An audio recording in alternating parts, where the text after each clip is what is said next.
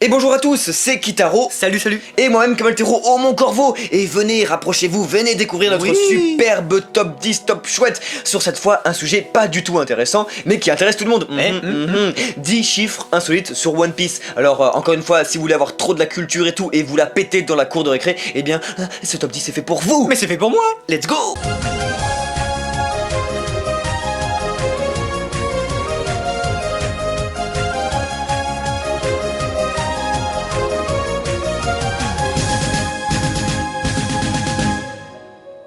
Eh bien, on continue dans ce classement qui est déjà vraiment excellent et qui n'a pourtant toujours pas commencé. Savez-vous qu'est-ce que 5 ? Non ? Bon bah on vous le dit, Idélol, c'est le nombre d'années qu'avait prévu Eiichiro Oda pour finir son manga. Et puis maintenant on arrive à 19 ans et entre nous, Kamal, on va pas se plaindre. Eh ben non, je crois pas. Et on enchaîne directement à la 9ème place avec un chiffre intéressant qui est 88. On vous laisse un peu du temps pour deviner. Tic tac tic tac tic tac, c'est la fin, boum. Pas trouvé? Et ben c'est simple pourtant en fait, même si c'était pas simple. C'était le pourcentage de lecteurs adultes au Japon de One Piece, 88%. On vous disait il y a 2 secondes que One Piece durait depuis plus de 18 ans maintenant. Et bien ce pourcentage dévoile tout simplement la fidélité des lecteurs qui ont grandi au fil du temps avec le manga. Un peu comme nous quoi. Wow. Si c'est pas beau tout ça. Carrément.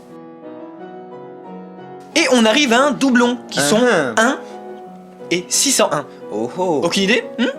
Eh bien ce sont les 2 chapitres du manga, donc le 1 et le 601, qui d'ailleurs sonnent le gars de 1, l'aventure dans Grand Line, et 601 dans le Nouveau Monde.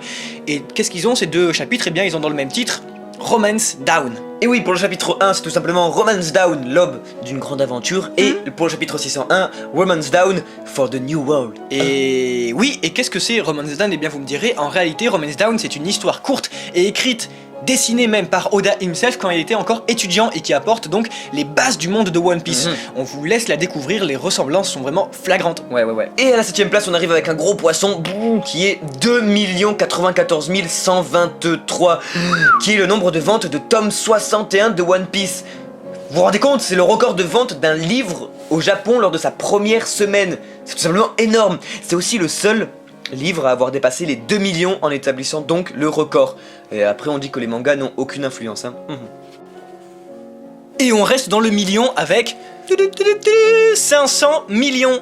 Et là vous vous dites, ouais mais en direct ça c'est une prime, et ça je le sens bien. Et bien vous n'avez pas tort, ou du moins ce serait une prime puisque c'est la prime potentielle d'Ener s'il était pirate sur la mer Bleue. Ça fait donc totalement relativiser sur sa puissance. En effet Luffy a aujourd'hui la prime de 500 millions, donc un cadeau, car beaucoup l'ont demandé également, et peu le savent, 550 millions c'était la prime de Ace avant sa mort, le propulsant alors dans les personnages les plus forts de tout One Piece. 2 ans plus tard, Luffy n'a toujours pas réussi à atteindre son niveau, sachant que Ace est pourtant parti 3 ans avant Luffy, donc Oda a tout prévu, il aurait donc pu avoir clairement le niveau d'un Yonkou. Et pour retourner sur Ener, on peut tout simplement dire que les deux ont après une puissance équivalente, et que comme Ace tient tête par exemple à un amiral qui est donc Kuzan, et bien on peut presque aller jusqu'à dire que Ener donc pourrait tenir tête à un amiral.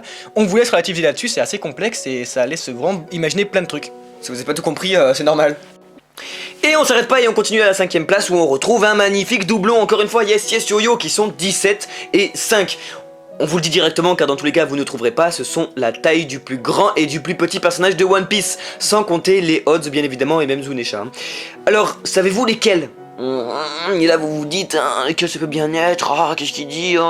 Et ben c'est simple, c'est 17 mètres pour Shirahoshi et environ 5 cm pour Léo. Voilà, comme ça vous pouvez vous sentir un peu intelligent. Et oui, à la 4ème position, qu'est-ce qu'on a? On a 3. C'est futile mais impressionnant, c'est le nombre d'heures de sommeil de Zoro, le moins de tout l'équipage alors que c'est pourtant celui que l'on voit faire la sieste tout le temps. C'est totalement intriguant pour le laisser de côté. Voilà, c'était l'information la plus utile. Allez, salut. Et sans déconner, on entre quand même dans le podium, on arrête de faire des bêtises et on retrouve à la 3ème place le numéro 14. Qu'est-ce que c'est? Qu'est-ce que ça peut bien être? Mais Kamal qu'est-ce que c'est? Et bah c'est simple, c'est l'opening de One Piece, le numéro 14, qui a le plus la cote chez les fans. En effet, c'est celui qui a le plus séduit les fans, surtout au Japon. Oh, I know what I'm supposed to do. Ouais, sinon on retrouve quoi la 2ème place? 4.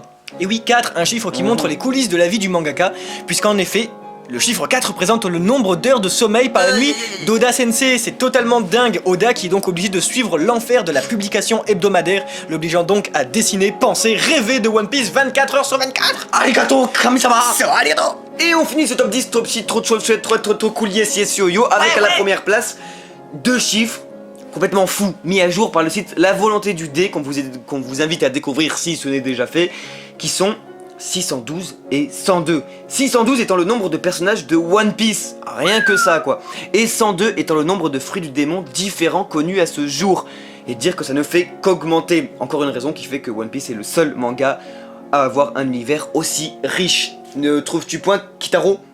Oh, I know what I'm supposed to do. Et voilà, ce top 10 trop chouette sur One Piece est terminé. Ça touche à sa fin. Nostalgie.